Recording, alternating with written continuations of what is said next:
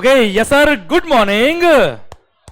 Yes sir, I hope GST आपको समझ में आ रहा है। एंड सर सप्लाई की definition section number 7 subsection number 1, supply includes. चल क्या रहा है भाई? सप्लाई सेक्शन नंबर 7 सबसेक्शन 1 बोलता है क्या? Supply includes clause number C बोलता है क्या? All those transactions which are covered in schedule number 1 वो भी सप्लाई होंगे, although those are without consideration. Schedule 1 हम पढ़ रहे बेटा, उसके 3 पैरा हमने पढ़ लिए। पैरा नंबर 1 परमानेंट ट्रांसफर और disposal of the assets of the business where ITC has been availed. Second, supply of goods और सर्विस और both by a person to his related person और a distinct person in the course और furtherance of his business is supply. पर sir अगर किसी employer ने अपने employ को per annum per employee gifts दिए up to value of rupees 50,000 per annum per employ, तो सप्लाई के स्कोप में नहीं आएंगे। सर पैरा नंबर 3 बोलता है क्या? Supply of goods by principal to his agent where agent undertake to supply the goods on behalf of principal, तो वो सप्लाई के स्कोप में आएगा। मतलब एजेंट ने कस्टमर को जो बिल लिखा वो खुद के नाम का बिल इश्यू किया है। And vice versa, supply of goods by agent to his principal where agent undertake to receive the goods on behalf of principal. जब उसने गुड्स खरीदा था खुद के नाम का बिल इश्यू कराया बेटा, हाँ है ना भाई? अब मुझे बताओ कितने टाइम लगा बेटा इसमें रिवाइज करने में? समझे? क्लियर? पर जब फर्स्ट टाइम पढ़ते तो गिव टाइम, फर्स्ट टाइम जल्दी नहीं पढ़ने का बेटा, ठीक है? Para number 4 para number 4 import of services. क्या बोला बच्चे? Without consideration. अच्छा पहले जो पढ़ा था ना नेटफ्लिक्स, वहां क्या पढ़ा था हमने? Import of services for a consideration, भले वो बिजनेस के लिए हो या ना हो। अभी जो पढ़ रहे हो क्या है? Yes, import of services without consideration from your related person और a distinct establishment located outside India. तो import of services by a person, तो सर्विसेज अगर इंपोर्ट करी किसी भी पर्सन ने, भले वो जीएसटी में रजिस्टर्ड हो या ना हो, किससे इंपोर्ट करी बेटा उसने? फ्रॉम हिज रिलेटेड पर्सन और हिज अदर एस्टेब्लिशमेंट, जो आउट ऑफ इंडिया है, उसकी कोई ब्रांच वगैरह है बेटा। पर जो उसने सर्विसेज इंपोर्ट करी that should be in the course और फर्दरेंस ऑफ हिज बिजनेस, तो वो सप्लाई के स्कोप में आएगा, although it is without consideration. हाँ ना सर? पक्का बच्चों? यस। तो मालिक चीज को समझने की कोशिश करना, विद एग्जांपल दूंगा तो मजा आएगा सर। इंपोर्ट ऑफ सर्विसेज, वापस बोल दो बेटा एक बार provision. Import of services without consideration बात कर रहा मैं आपसे बेटा। किससे इंपोर्ट करिए बेटा आपने? फ्रॉम योर रिलेटेड पर्सन और distinct establishment located outside India in the course और फर्दरेंस ऑफ हिज बिजनेस, वो सप्लाई के स्कोप में आएगा, ऑल्दो विदाउट कंसिडरेशन। ओके मालिक? क्लियर? एग्जांपल दूंगा तो क्या विजुअलाइज होगा, वरना याद करने में मजा नहीं आएगा सर आपको। मान लो आपका कोई ब्रांच है जो आउट ऑफ इंडिया है, यूके में मान लो बेटा, लंदन, वहां आपकी कोई ब्रांच है, वहां आपका कोई एस्टेब्लिशमेंट है बेटा जो लीगल सर्विसेज देता है बेटा, मास्टर है लीगल सर्विसेज का। यहां आप कोई बिजनेस करते हो, ठीक है? आपके कोई कस्टमर है जो आपका पैसा नहीं दे रहे बेटा आपको, तो आपने क्या किया? अपने ब्रांच को बोला, अपने डिस्टिंक्ट एस्टेब्लिशमेंट को बोला कि लीगल नोटिस भेजो उसको साहब। उसने क्या किया? वहां से लीगल नोटिस भेजा, किसको? उस कस्टमर को, और सर उसके लिए कोई कंसिडरेशन चार्ज नहीं किया। सर अब सर क्या हुआ? एक्चुअली आपने सर्विसेज ली आउट ऑफ इंडिया से इंडिया में बेटा, import of services without consideration, पर किससे ली? आपके अदर एस्टेब्लिशमेंट से ली इन द कोर्स और फर्दरेंस ऑफ बिजनेस के लिए बेटा। ये यस, ये सप्लाई होगा, और जिसने सर्विसेज इंपोर्ट करी जो इंडिया की कंपनी बेटा, उसको रिवर्स चार्ज मैकेनिज्म में जीएसटी पे करना पड़ेगा। ये सप्लाई के स्कोप में आता है बेटा। बोलो यस सर, भारत माता की जय। सेम वे अगर आउट ऑफ इंडिया कोई रिलेटेड पर्सन था बेटा, कौन था बेटा? उससे भी अपने अगर सेम सर्विसेज ली होती अपने बिजनेस के लिए बेटा, हाँ है ना भाई? वो भी सप्लाई के स्कोप में आएगा, अगर वो इन द कोर्स और फर्दरेंस ऑफ बिजनेस है तो। क्लियर? समझे मेरी बात? Although it is without consideration. देख विद कंसिडरेशन था तो मैं यहां पे आऊंगा ही नहीं बेटा। विद कंसिडरेशन तो रिलेटेड हो या ना हो, आई डोंट केयर यार, वो तो वैसे भी section number 7 subsection clause B में कवर होता है बेटा, हाँ है ना? netflix.com याद आया बेटा, भले वो बिजनेस के लिए हो या ना हो। In fact import of services for a consideration, यहां पे import of services should be in the course or furtherance of business although without consideration, क्योंकि related person कवर है बेटा इसके अंदर। वरना अगर आपका कोई related person out of India है, उससे अगर आपने अपने पर्सनल फैमिली इश्यू के लिए कोई हेल्प ली होती सर, उस पर भी जीएसटी लग जाता बेटा। हाँ है ना, तो सर यहाँ पे इन दी कोर्स और फर्दरेंस ऑफ बिजनेस होना चाहिए बेटा। क्लियर? वरना भाई से बात करना बंद हो जाता बेटा, आपके रिलेटेड पर्सन से बात करना बंद हो जाएगा। हाँ रे, यस से नो? तो एग्जांपल और एक्सटेंड करूं बेटा मैं, सुनना ध्यान से, सुनना बच्चों। अब मैं एग्जांपल पूछूंगा आपसे बेटा, आंसर आप देंगे बेटा मेरे को। I will create the seen before you and you will give me the answer. चलेगा? मान लो, अच्छा एक और चीज, मेरे को आंसर जल्दी नहीं चाहिए, मेरे को आंसर सही चाहिए, ठीक है? सोच के आंसर दो, चलेगा बेटा।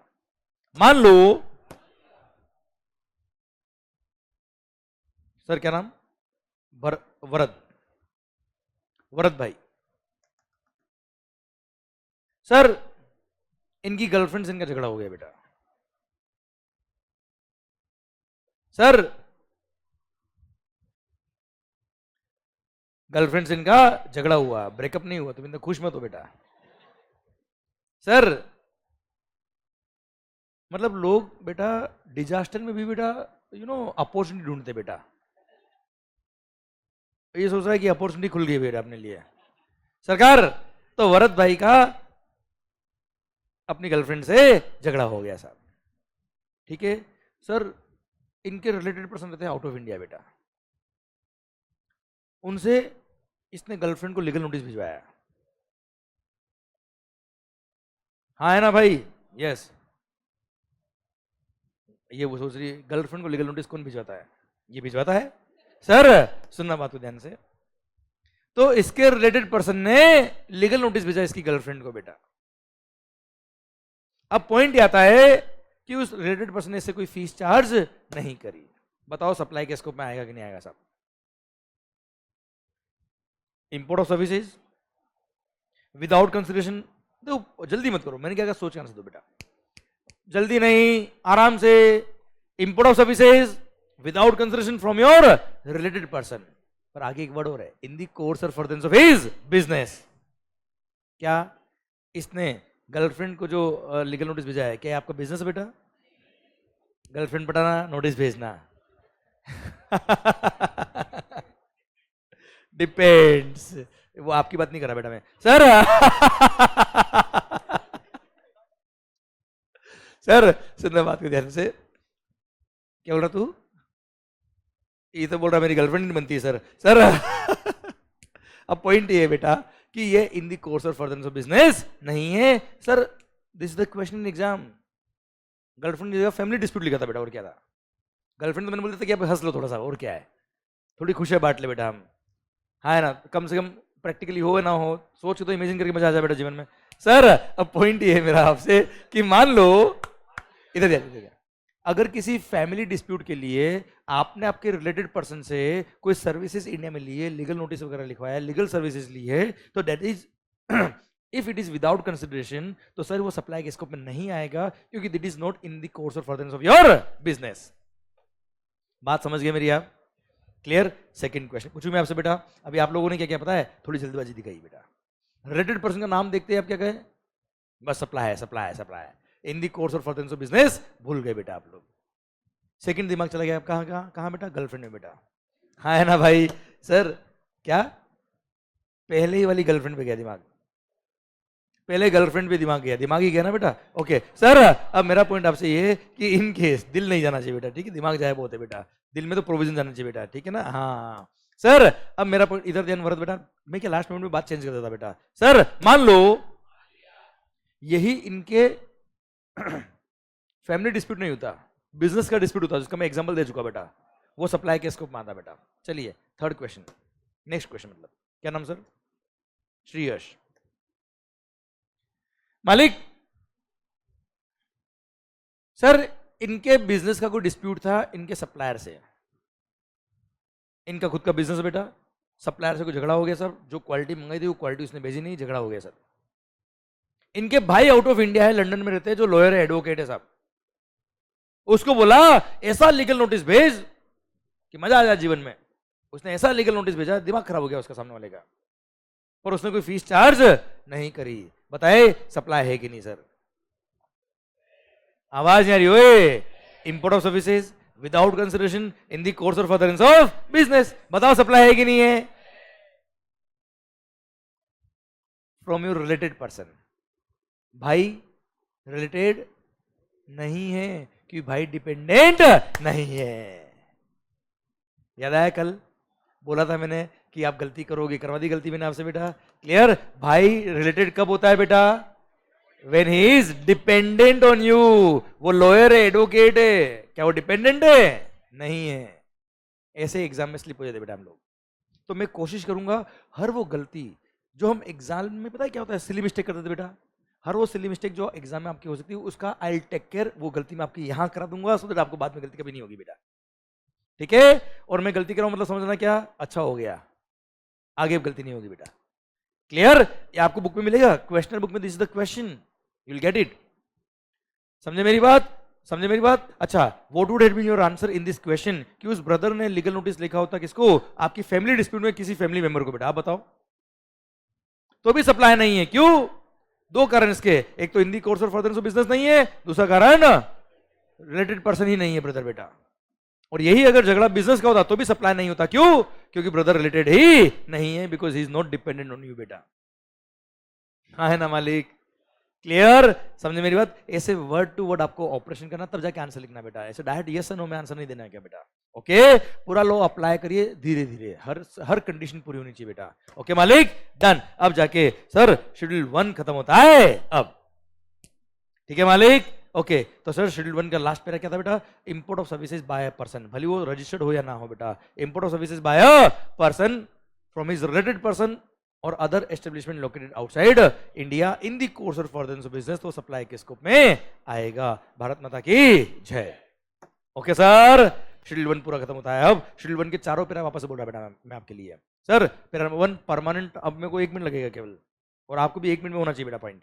सर शेड्यूल 1 हम कब बात कर रहे हैं? Section number 7 subsection 1 clause number C की, जब वो विदाउट कंसिडरेशन है। सर विद कंसिडरेशन होता तो क्लोज नंबर ए में ही कवर हो जाता बच्चों। Sir import of, sir first para number 1 permanent transfer और disposal of the assets of the business where ITC has been availed. Second, supply of goods or service or both by a person to his related person or a distinct person in the course or furtherance of his business, supply के scope में आएगा, although without consideration। same PAN number पे 2 अलग अलग registration number is called distinct person। Inter state तो हमेशा distinct हो गए होगा, सेम स्टेट में तो चेक करना कि अलग नंबर है कि नहीं है। ठीक है साहब? पर अगर एम्प्लॉयर ने एम्प्लॉय को per annum per employee gifts दिए not exceeding value of rupees 50,000 तो वो सप्लाई के स्कोप में नहीं आएगा। फिर पैरा नंबर 3 बोलता है क्या? Supply of goods by principal to his agent where agent undertake to supply the goods on behalf of principal, and supply of goods by agent to his principal where agent undertake to receive the goods on behalf of principal। Para number 4 import of services by a person from his related person or other establishments located outside India in the course or furtherance of business, तो supply होगा, supply है तो GST लगेगा। भारत माता की जय। इसी के साथ सेक्शन नंबर 7 सबसेक्शन 1 पूरा खत्म होता है। अब समझे मेरी बात? पक्का बच्चों? Very good. तो सर देखिए ध्यान से, एक जस्ट लास्ट पैरा को और समझाने के लिए, डिफाइन करने के लिए, इंपोर्ट ऑफ सर्विसेज अगर विथ कंसिडरेशन होता है बेटा, क्या होता है बेटा? सुनना रे होशियारी, netflix.com याद आया बेटा आपको? Import of services with consideration तो भले ही बिजनेस के लिए हो या ना हो, सप्लाई हमेशा है बेटा। हाँ है ना भाई? Import of services without consideration अगर है, और किससे बेटा? रिलेटेड पर्सन और अदर एस्टेब्लिशमेंट से, पर इन द कोर्स और फर्दरेंस ऑफ बिजनेस के लिए तो सप्लाई होगा, अदर केस में सप्लाई नहीं होगा अगर विदाउट कंसिडरेशन है तो बेटा। यस या नो? ठीक है? ये सब चार्ट्स मैंने आपको दे रखे सो दैट कंपैरेटिव स्टडी आपकी हो जाए बेटा। कई बार क्या होता है, कंपैरिजन से आपको जल्दी याद होता है बेटा, हमेशा पॉइंट मिक्स नहीं होंगे बेटा आपके। क्लियर? डन। आइए बच्चों हम पढ़ क्या रहे बेटा? सप्लाई। क्या पढ़ रहे बेटा? Supply section number 7 subsection number 1। आप देखिए सेक्शन नंबर 7 सबसेक्शन नंबर 1 में हमने क्या पढ़ा? सबसे पहला क्लोज नंबर ए। सर उससे पहले supply includes, section number 7 subsection 1 clause number section number 7 subsection 1 कहता है क्या? Supply includes clause number A all forms of supply, याद है बेटा sir, but it should be for a consideration plus in the course of furtherance of business, है ना भाई।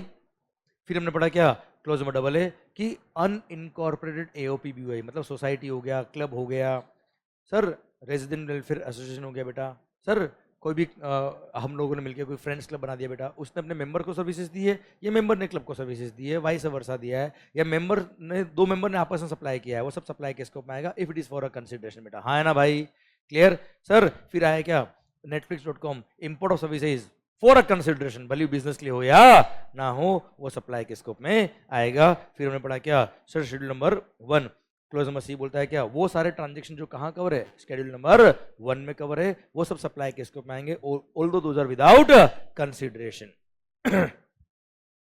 Clear. वो कंसिडरेशन के बिना है तो भी सप्लाई के स्कोप में आएंगे और जीएसटी लगेगा। भारत माता की जय। कोई खास बात, कोई टफ बात, डन सर। आइए section number 7 sub section number 1A पढ़े बेटा। अच्छा, सब सेक्शन 1A कहता है कि अगर कोई ट्रांजेक्शन, क्या बोला मालिक, सप्लाई तो है as per section number 7 sub section 1, वो सप्लाई के स्कोप में तो आता है, पर झगड़ा हो रहा है कि सप्लाई ऑफ गुड्स है कि सप्लाई ऑफ सर्विस है। सप्लाई तो है सेक्शन नंबर 7 सब सेक्शन 1 के अकॉर्डिंग, वो सप्लाई तो हो गया, उसमें झगड़ा नहीं है। अब ये सप्लाई ऑफ गुड्स है कि सप्लाई ऑफ सर्विसेज में कुछ केसेस में डिस्प्यूट था, उन सब डिस्प्यूट को क्लेरिफाई करने के लिए इन्होंने section number 7 sub section 1A introduce किया और बोल दिया क्या, रेफर कर लीजिए शेड्यूल नंबर 2। क्या रेफर कर लीजिए बेटा, शेड्यूल नंबर 2, वहां पे 6 पैराग्राफ दे रखे हैं और वहां बोल दिया क्या, ये ट्रांजेक्शन सप्लाई ऑफ गुड्स कहलाएगा, ये ट्रांजेक्शन सप्लाई ऑफ सर्विस कहलाएगा। दिमाग खराब मत करना, क्या बोला साहब, दिमाग खराब मत करना, ये ट्रांजेक्शन सप्लाई ऑफ गुड्स कहलाएगा, ये ट्रांजेक्शन सप्लाई ऑफ सर्विस कहलाएगा। अच्छा, सप्लाई है कि नहीं उसके लिए शेड्यूल 2 नहीं देखने का, सप्लाई है कि नहीं उसके लिए क्या देखने का, सब सेक्शन 1। सप्लाई होगा तो शेड्यूल 2 में पहुंचने का बेटा, ठीक है मालिक। चलिए अब शेड्यूल 2 पढ़ लेंगे बेटा हम लोग, ओके। ध्यान मेरी तरफ 1 मिनट लिए एक दो एग्जांपल देता हूं तो आपको क्या माइंड क्लियर हो जाएगा कि आखिर हम पढ़ने वाले क्या है, कि आखिर शेड्यूल 2 में क्या कवर किया। चलिए एग्जांपल दूं तो मजा आएगा आपको सर। अरे ब्रेक में नाश्ता वास्ता किया कि नहीं किया बेटा आपने, किया, क्या खाया, पोहा खाया, सैंडविच खाया, मैगी खाया, क्या खाया, गुड्स खाया कि सर्विस खाई बेटा,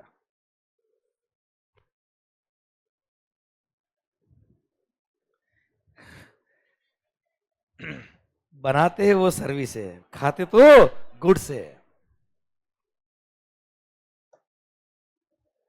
मैगी खाया तो मैगी का पैकेट तो उसने नहीं दिया ना बेटा आपको कि ले खा ले चावा चाव चावा, समझी मेरी बात को। तो मेरा क्वेश्चन ये है कि मान लो 50 रुपए की आपने मैगी खाई बेटा, 50 रुपये आपने पे किया, वो 50 रुपये आपने जो पे किया वो किसके लिए पे किया, दैट इज गुड्स और सर्विस। बहुत ना बेटा, बस उसी को क्लेरिफाई करने के लिए शेड्यूल नंबर 2 आया बेटा कि उस 50 रुपए पे गुड्स के प्रोविजन लगेंगे कि सर्विस के प्रोविजन लगेंगे बेटा। अलग अलग तो नहीं लिया ना यार कि 20 रुपए का पैकेट 30 रुपए का हमारा सर्विस चार्ज, ऐसा लिया है क्या उसने।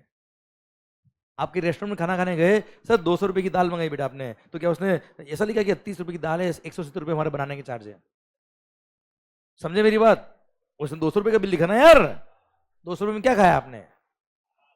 हाँ, तो 200 रुपए का बिल सप्लाई ऑफ गुड्स कराएगा कि सप्लाई ऑफ सर्विस कराएगा, दिस इज द क्वेश्चन। झगड़ा समझ में आ रहा है आपको मेरा, उसको क्लेरिफाई करने के लिए क्या है बेटा, शेड्यूल नंबर 2। अच्छा, ये सप्लाई है कि नहीं है, section number 7 sub section 1 define करेगा बेटा। सप्लाई है, पर देयर वर सम ट्रांजैक्शंस जहां झगड़े थे, सर्विस टैक्स एक्साइज के टाइम से झगड़े थे, और उनको क्लेरिफाई करने के लिए बोल दिया क्या कि सर दिमाग खराब मत करना, शेड्यूल 2 में हमने वो सारे झगड़े डिफाइन किए हुए हैं और बोल दिया क्या ये सप्लाई ऑफ गुड्स कहलाएगा, ये सप्लाई ऑफ सर्विस कहलाएगा। पढ़े अब हम बेटा, आया मजा बच्चा आपको, क्लियर। आइए शुरू करते क्या, शेड्यूल नंबर 2 पढ़ाऊं मैं आपको बेटा, ओके। ध्यान मेरी तरफ बेटा, ओके। चलिए मैं आपके लिए भले ही बुक का पेज ओपन कर रहा हूं, पर ध्यान मेरी तरफ होना चाहिए बेटा आपका, ओके सर। इधर इधर होशियारी। अच्छा पता है इस पैराग्राफ में जितने मैं पॉइंट पढ़ाऊंगा 70-80% आंसर आप देंगे बेटा, और आपको आते हैं, ठीक है, तो मैं क्या चाहता हूँ बेटा, जो आपको आता है वो बुक से क्यों याद करे बेटा यार, आप यही बैठ के सोल्व करें ना यार उसको यार, तो याद करना नहीं पड़ेगा, नोवेल की तरह पढ़ना पड़ेगा केवल आपको बेटा। ठीक है, ध्यान, मान लो मैंने क्या बनाया बेटा, मार्कअप बना के मैंने आपको बेच दिया। गुड, मतलब आप समझिए, आप केवल जीएसटी नहीं पढ़ रहे बेटा, क्या क्या सीख रहे हो बेटा यहाँ पे आप। सर मान लो सर मैंने आपको गुड्स बेचा, बताओ क्या है ये, बताओ क्या है, मैंने गुड्स बेचा, ये सप्लाई ऑफ गुड्स है कि सप्लाई ऑफ सर्विस है? अरे गुड्स बेचा 10,000 रुपए में बेटा, सेल ऑफ गुड्स क्या है, सप्लाई ऑफ गुड्स है कि सप्लाई ऑफ सर्विस है? Supply of goods, that's it. मैंने 2 दिन के लिए किराए पे दिया बेटा, रेंट पे दिया, रेंट पे। Renting of machine, renting of goods क्या है, आता है ना आपको, वही तो लिखा है इधर। ठीक है, बोलूं मैं अपनी लैंग्वेज में बेटा, ध्यान देना बच्चों। फर्स्ट गुड्स के रिगार्डिंग बेटा, ट्रांसफर ऑफ गुड्स। फर्स्ट अगर मैंने कोई गुड्स बेचा है जहां पे transfer of title in goods, title मतलब ऑनरशिप इन द गुड्स, अगर ट्रांसफर हुआ है तो ऐसे केस में क्या होगा बेटा, सप्लाई ऑफ गुड्स। सेकंड, मैंने गुड्स दिया है, रेंट पे दिया है, लीज पे दिया है, राइट इन यूज ट्रांसफर किया है, undivided shares in the goods transfer किया है, राइट टू यूज ट्रांसफर किया है without transfer of ownership, ownership transfer नहीं किया, रेंट पे दिया, राइट टू यूज ट्रांसफर किया, राइट इन यूज ट्रांसफर किया, बताओ क्या है ये, सप्लाई ऑफ सर्विस। हाँ है ना भाई, क्लियर? अभी इसके 1-2 एग्जांपल और दूंगा, एक पॉइंट और सुनिए बेटा आप। थर्ड केस, मैंने कोई गुड्स आपको बेचा है, अच्छा फर्स्ट में पढ़ा था हमने कि जहां पे गुड्स का टाइटल मतलब ownership, where the transfer of title in the goods transfer किया, सप्लाई ऑफ गुड्स है बेटा। पर केस नंबर 3 सुनना, मैंने गुड्स बेचा है, मैंने गुड्स बेचा है पर उसकी ओनरशिप ट्रांसफर होगी आपको after payment of all the instalments, hire purchase, where ownership of the goods shall मतलब कंपल्शन है, पास करना ही पड़ेगा, ऑप्शन नहीं है बेटा, where ownership of the goods shall transfer upon payment of all the instalments. बताओ क्या है, सप्लाई ऑफ गुड्स। हर ईएमआई जो मुझे पे कर रहे हो वो किसके लिए कर रहे हो, सर्विस का पेमेंट कर रहे हो क्या, that is supply of goods. हाँ है ना मालिक, कोई खास बात, क्योंकि अल्टीमेटली ओनरशिप ट्रांसफर होगी तो हर ईएमआई जो पे कर रहे हो सप्लाई ऑफ गुड्स के लिए पे कर रहे हो बच्चों। Clear, done. ये पैरा 1 खत्म हो गया बेटा, कोई टफ, कोई खास? चलो मैं 1-2 एग्जांपल पूछ लूं क्या आपसे बेटा यार, मस्त वाला एग्जांपल दूं क्या बेटा आपको? Sir transfer of title in goods, supply of goods, transfer of undivided shares in the goods, या transfer of right in use without transfer of title in the goods, goods का ओनरशिप ट्रांसफर नहीं करा, rent पे दे रहा है goods में आपको, supply of service. Transfer of right to use without transfer of ownership, supply of service. हाँ है ना भाई, चलिए यहां लिखा है राइट इन गुड्स, लिखा है ना बेटा, ये सप्लाई ऑफ सर्विस, कोई डाउट? मैंने एक और पॉइंट जो पैरा नंबर 6 में लिखा है यही पढ़ा दिया आपको, साथ में बोल दिया, एक्चुअली पढ़ाया तो क्या है मैंने, supply of right to use any goods is also supply of service बेटा। हाँ है ना भाई, अब राइट इन यूज और राइट टू यूज दो अलग अलग पॉइंट लिखे तो कुछ तो बात हो गई यार, ये पागल थोड़े लॉ मेकर्स। हाँ है ना मालिक, तो अब मैं एग्जांपल देता हूं तो मजा आएगा आपको बेटा, right in use, right in goods और right to use the goods, ये क्या होता है सर? बोलूं मैं आपके लिए एग्जांपल बेटा, एक अच्छा एग्जांपल दूं क्या मैं आपको बेटा यार? चलिए मान लो आपको मैंने मशीन रेंट पे दिया है, कोई गुड्स रेंट पे दिया है, वो क्या है, राइट इन गुड्स दिया है, undivided shares in the goods का मैंने राइट आपको दिया है, विदाउट ट्रांसफर ऑफ ओनरशिप दिया है, that is supply of service, उसको बोलते हैं ऑपरेटिंग लीज एक तरह से। अरे ऑपरेटिंग लीज क्या है, ये तो है। चलिए यार एक एग्जांपल, फाइनेंस लीज, नाम सुना आपने बेटा कभी? अरे फाइनेंस लीज का नाम सुना है क्या? चलिए फाइनेंस लीज में क्या होता है, नहीं भी सुना तो मैं बोलता हूं बेटा आपको। फाइनेंस लीज में क्या होता है, मैंने आपको कोई मशीन रेंट पे दी है, लीज पे दी है बेटा 5 साल के लिए, 5 years, every month you will pay me 10,000 is the finance lease का अमाउंट बेटा। हाँ है ना भाई, पहले ट्रांजेक्शन सीखिएगा, जीएसटी तो पढ़ लेंगे बेटा। Every month you will pay me rupees 10,000 is the finance lease का अमाउंट। और at the end of the lease period, 5 साल जब खत्म हो जाएंगे, तब आपके पास ऑप्शन है, क्या है आपके पास, कि आप 10 लाख रुपए देना और गुड्स की ओनरशिप ले लेना बेटा। होता है ना ऐसा बेटा, होता है ना बेटा ऐसा, क्लियर। तो आप मुझे बताओ, जब आप मुझे फर्स्ट लीज का पेमेंट कर रहे हो 10,000 रुपी एवरी मंथ, तब ये डिफाइंड है क्या कि ownership shall pass? Is it defined on the day one कि ओनरशिप शैल पास? नो। तो सर हर 10,000 रुपए जो आप पे कर रहे हो, दैट इज प्योरली रेंट एक तरह से बेटा, that is a supply of service, that is called right to use. उसको बोलते हैं क्या? Transfer of right to use, जो मैंने आपको नीचे एग्जांपल दिया बेटा। एंड मान लो 5 साल जब खत्म हो गए, तब आप 10 लाख रुपए देके ओनरशिप ले रहे हो। बताओ वो 10 लाख वाला ट्रांजेक्शन में क्या हो रहा है? ओनरशिप ट्रांसफर हो रहा है बेटा। 10 लाख वाला ट्रांजेक्शन क्या होगा बताओ? सप्लाई ऑफ गुड्स होगा कि सप्लाई ऑफ सर्विस होगा? Supply of goods, that's it.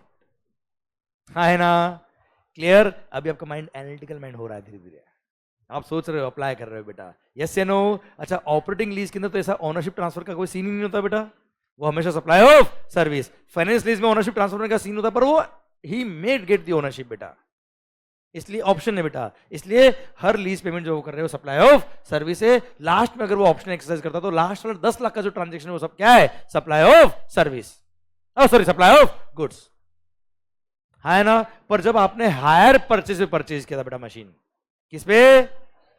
तब क्या आपके पास इंस्टॉलमेंट पे करने का ऑप्शन है कि पे करना ही करना है? हाँ, और मेरे पास ऑप्शन है कि नहीं है कि मैं आपको ओनरशिप ट्रांसफर करूं कि नहीं करूं? मेरे पास भी ऑप्शन नहीं, मेरे को ओनरशिप ट्रांसफर करनी ही पड़ेगी, ओनरशिप शैल पास, मैंडेटरी वहां पे बेटा। हाँ, ईएमआई पे नहीं करी तो ओनरशिप ट्रांसफर नहीं होगी, वो एक अलग बात हो गई यार। अदरवाइज तो ईएमआई पे करी तो ओनरशिप ट्रांसफर होगी। इसलिए फर्स्ट ईएमआई जब पे करो वही क्या है? सप्लाई ऑफ गुड्स है बेटा। बोलो यस सर। क्लियर, डिस्टिंग्विशन क्लियर है कि नहीं बेटा आपको? ठीक है। नॉर्मल रेंट जो होता है वो राइट इन यूज होता है बेटा, राइट इन गुड्स होता है। और फाइनेंस लीज का जो मैं एग्जांपल दिया वो क्या होता है? Right to use the goods होता है बेटा, है ना। पर अभी right to use the goods हो या राइट इन गुड्स हो, कोई फर्क नहीं पड़ता है, दोनों ही क्या है? सप्लाई ऑफ सर्विस है। पहले वेट लो जब हुआ करता था, सर्विस टैक्स जब हुआ करता था, तब इसमें झगड़े थे बेटा, वो सब झगड़े जीएसटी आने के बाद खत्म हो गए बेटा। क्योंकि अभी गुड्स मानो या सर्विस मानो, 50% सीजीएसटी 50% एसजीएसटी है। पहले क्या था? सप्लाई ऑफ गुड्स मानेंगे तो वेट लगेगा जो स्टेट गवर्नमेंट को मिलेगा, और सप्लाई ऑफ सर्विस मानेंगे तो सर्विस टैक्स लगेगा जो सेंट्रल गवर्नमेंट को मिलेगा। इसलिए वहां झगड़े खूब होते थे बेटा।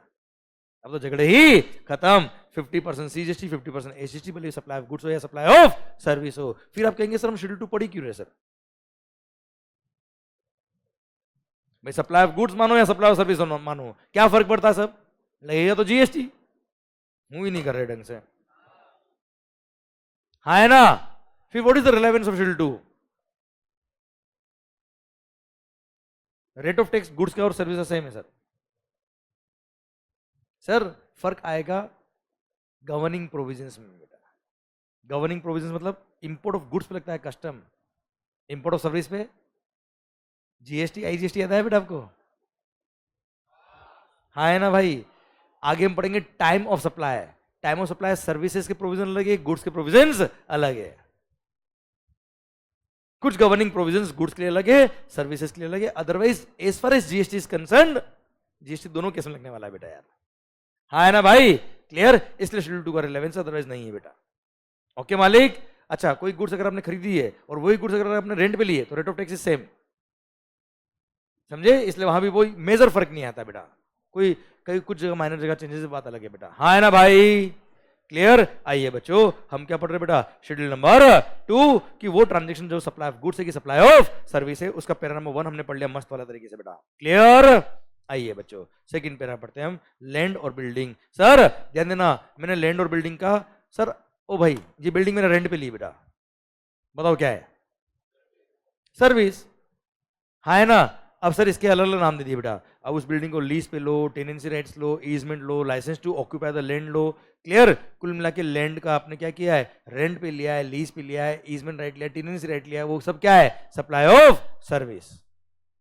और लैंड नहीं बिल्डिंग होती तो बेटा, लैंड नहीं बिल्डिंग होती बेटा केवल, अरे ये बिल्डिंग है ना बेटा, वो भी क्या होता है, सप्लाई ऑफ सर्विस। ये रहा बेटा, लीज और लेटिंग out of the building including a commercial, industrial और रेजिडेंशियल कॉम्प्लेक्स फॉर बिजनेस और कॉमर्स इधर होली और पार्टली, सप्लाई ऑफ सर्विस। कोई दुकान मैंने रेंट पे ली बेटा, ये क्लासरूम मैंने रेंट पे लिया बच्चों, हाँ है ना भाई, क्या है रे होशियारी, सप्लाई ऑफ सर्विस। कोई खास बात, आवाज नहीं आ रही हुई।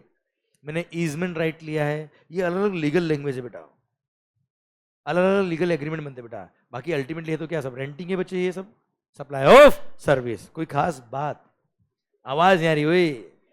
Right to occupy the land, मतलब licence to occupy the land, ये लैंड पे अब मैं मेरा राइट है बेटा, यहाँ पे रेंट पे लिया है मैंने, लैंड खरीदा नहीं है बेटा आपने, लीज पे लिया है, सप्लाई ऑफ सर्विस। कोई खास बात, समझे? चलिए, इसमें एक टेनेंसी वर्ड आ रहा है बेटा, इसके बारे में बाद में थोड़ी देर बात करूंगा आपसे बेटा। एक टेनेंसी मतलब एक बात करूंगा थोड़ी देर बाद आपसे, ठीक है मालिक?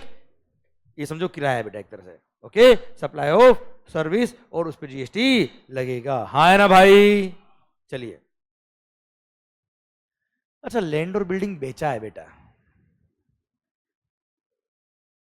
गुड्स है, गुड्स है या इमूल प्रॉपर्टी बेटा, and goods do not include immovable property बेटा, ठीक है? लैंड और बिल्डिंग बेचने पे जीएसटी नहीं लगता, थोड़ी देर बाद बात आएगी, अभी मैंने पढ़ाया नहीं बेटा आपको, अभी मैंने पता है आपको गुड्स और सर्विस का डेफिनेशन पेंडिंग लिखवाया बेटा मैंने। भाई GST is goods and services tax, building is not goods. आपने बिल्डिंग खरीदी क्या, गुड्स खरीदा है क्या? नहीं, ओके, इस पे जीएसटी नहीं लगता, पर ये बात मैंने अभी अब तक आपको पढ़ाई नहीं, आएगा पॉइंट तब पढ़ाऊंगा मैं आपको बेटा, ओके मालिक? आइए पैरा नंबर 3, इधर ध्यान, मार्कर्स यूज कर रहा है, इसकी रिपेयरिंग करानी पड़ेगी तेरे को बेटा, रिपेयरिंग पे दो, रिपेयरिंग चार्ज कितने लोगे सर? 5,000 रुपये, डन, इट इज वॉट, इसने रिपेयरिंग किया मेरे मार्कर्स के लिए, क्या है बताओ? अगला पॉइंट खत्म होता है बेटा, क्लियर? सर ट्रीटमेंट और process on another person goods बेटा, हाँ है ना भाई? इसने कोई रिपेयरिंग किया, मशीन का रिपेयरिंग किया, कार का रिपेयरिंग किया बेटा, सप्लाई ऑफ सर्विस, जो वर्क वाला काम किया है ना? आपने क्या किया, टेलर के पास कपड़े दिए सिलाने के लिए बेटा, स्टिच करने के लिए बेटा, उसने स्टिचिंग चार्जेस लिए बेटा आपसे, that is what, supply of service. जैसे शर्ट कपड़ा ले आया मैं बेटा, टेलर को दिया बेटा मैंने, उसने स्टिच किया, स्टिचिंग के 500 रुपये लिए बेटा मेरे से, that is supply of service. कोई खास बात नहीं, पक्का बच्चों? यस या नो?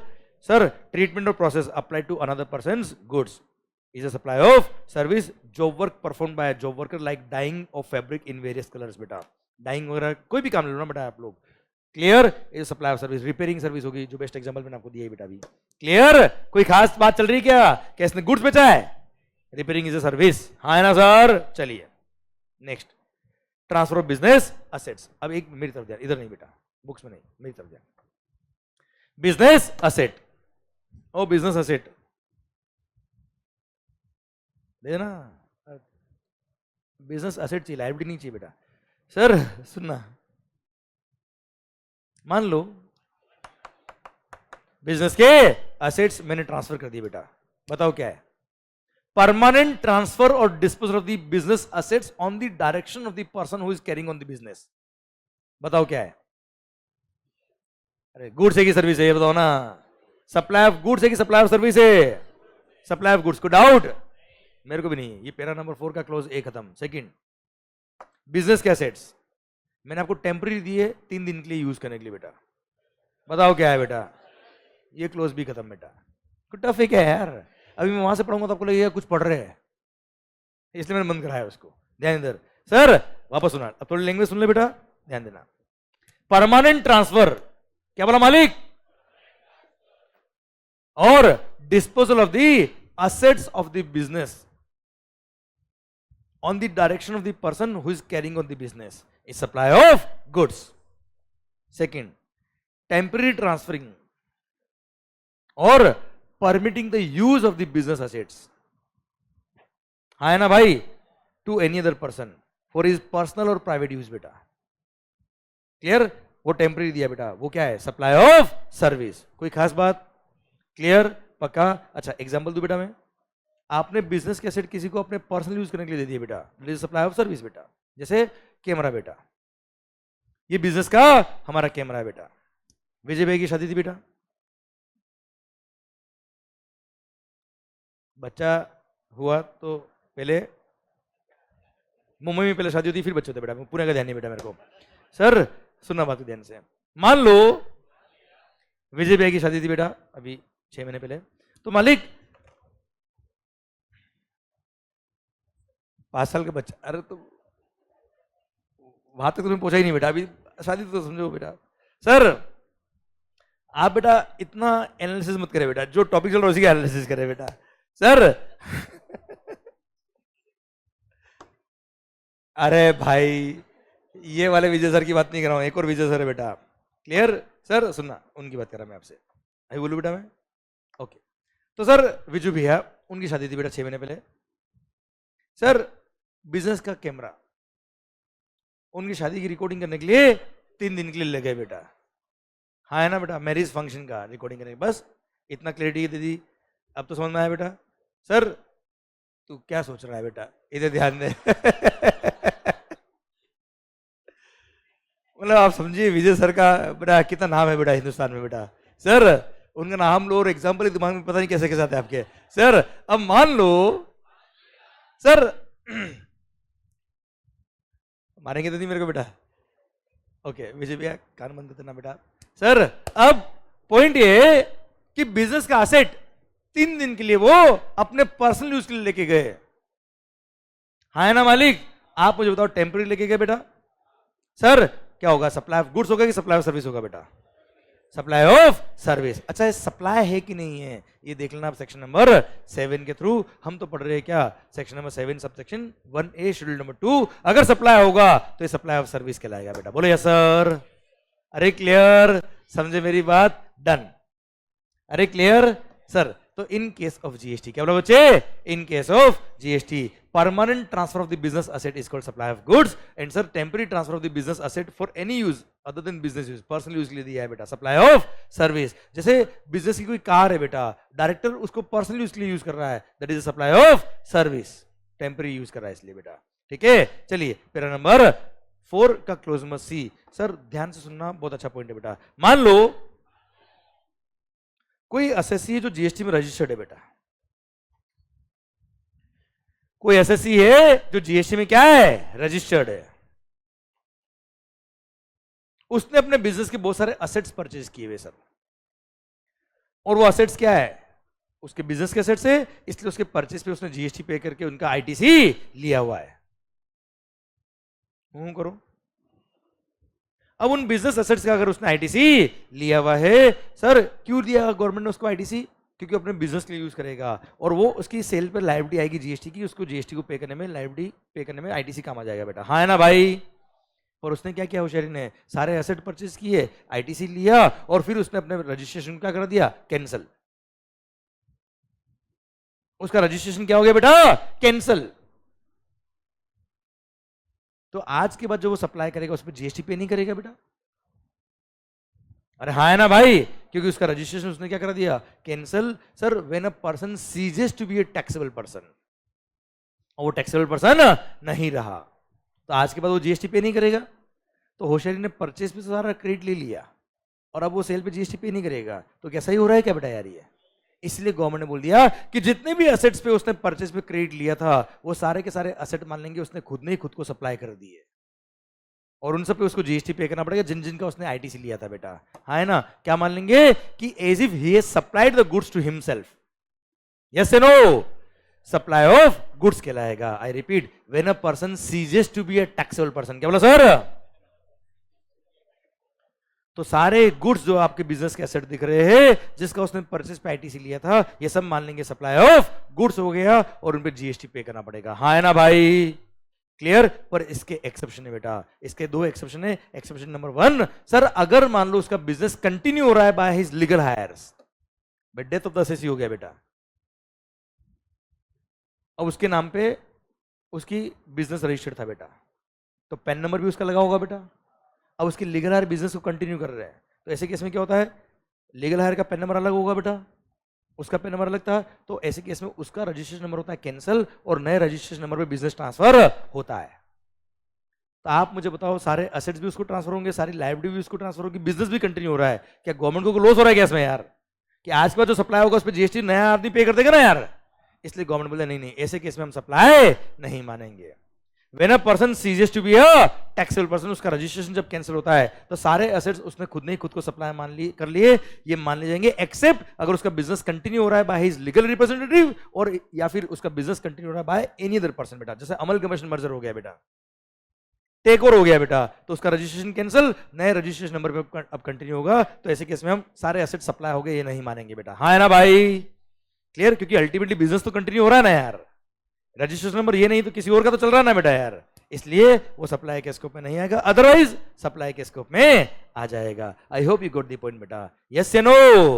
ये पैरा नंबर 4 खत्म होता है अब, क्लियर? आइए बच्चों पैरा नंबर 5, कोई खास बात बेटा इसमें?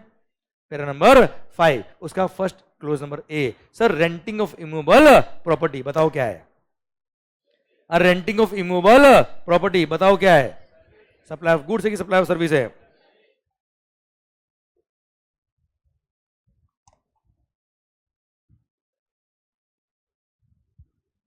Renting of immovable property is a supply of service. अच्छा, रेंटिंग के लिए, रेंटिंग में क्या क्या कवर होता है, समझने की एग्जांपल बेटा।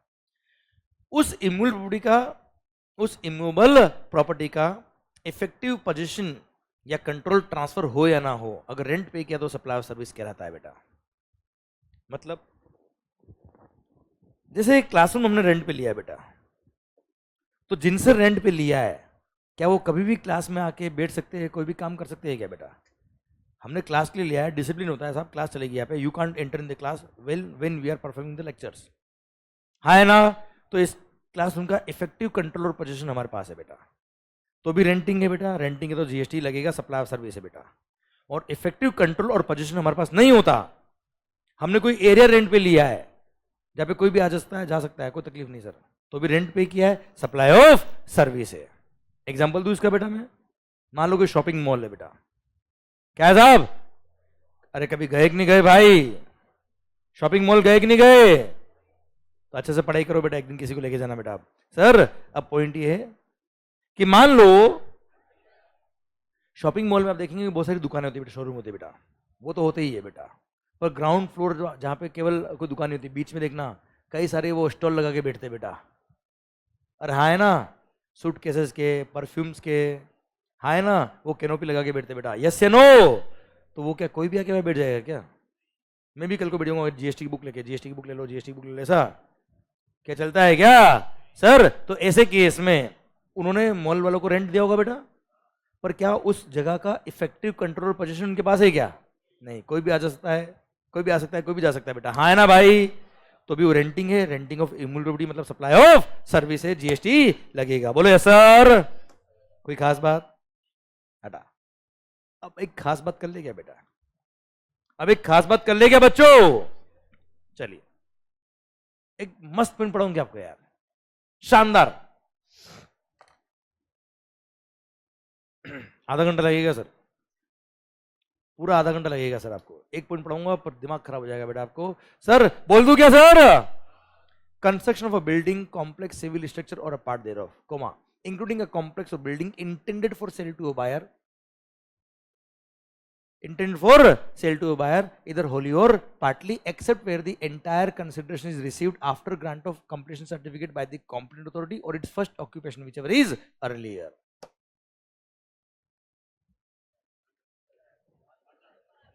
सर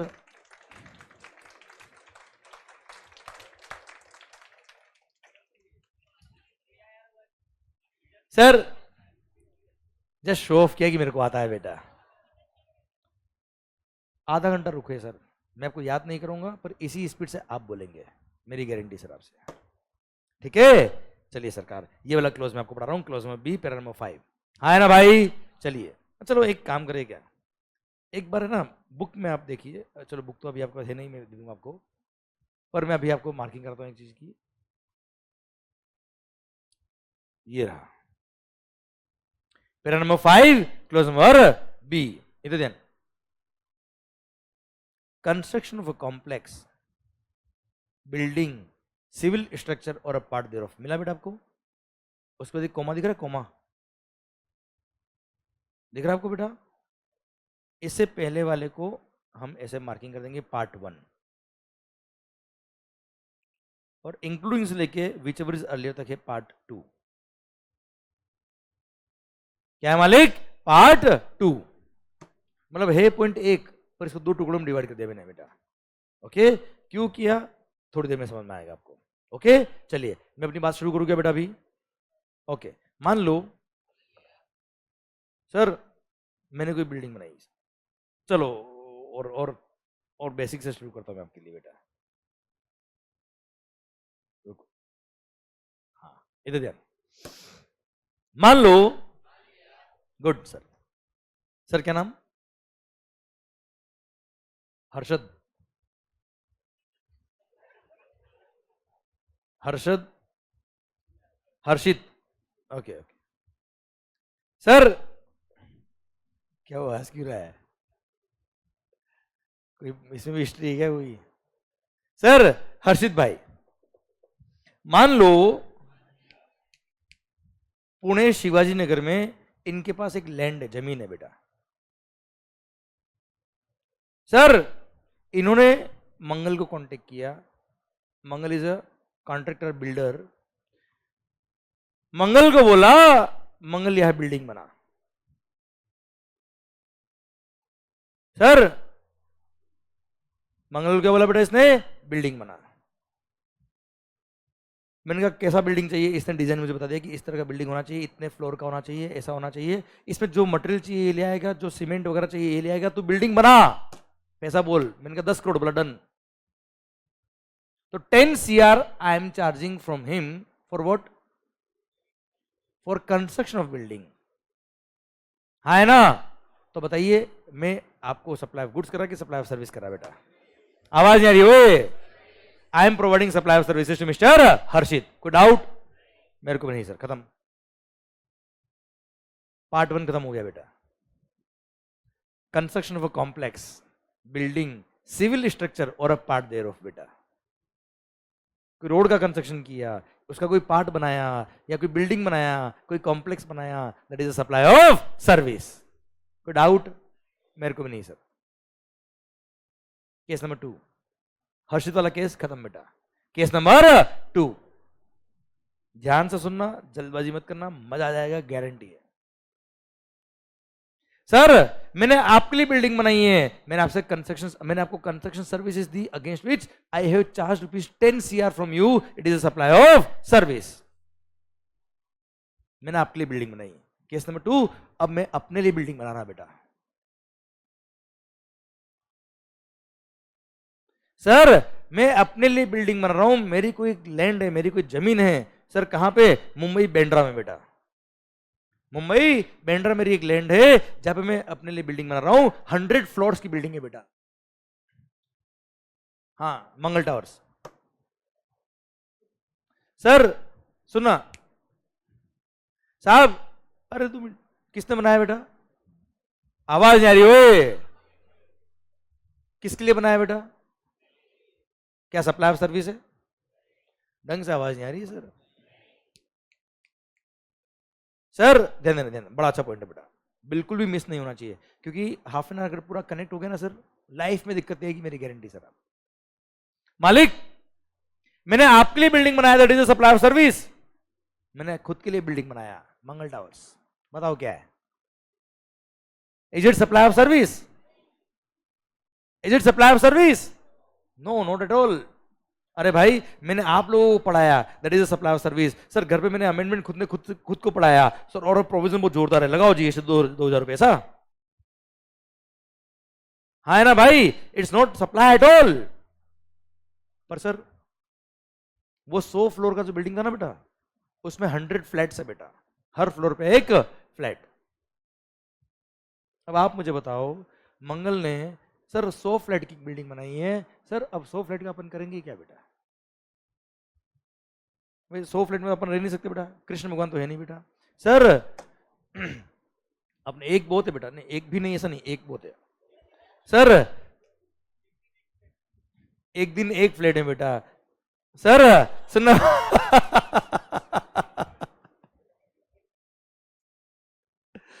अरे तुम भी यार, तुम मेरे को बिटवाओगे बेटा, जीबी सर एसएम सर दोनों से बेटा। सर सुनना बात ध्यान से। अब मेरा पॉइंट आपसे ये है कि मालिक 100 फ्लैट मैंने बनाए हैं। सर किस लिए बनाया? खुद के लिए बनाया सर। खुद बनाए करेगा क्या यार? तो मैंने क्या किया, वो 100 फ्लैट बनाया तो है, खुद की बिल्डिंग है, but those are intended for sale to buyer. Flat की बुकिंग चालू कर दूंगा बेटा मैं, I am a builder. Sir those are intended for sale to buyer.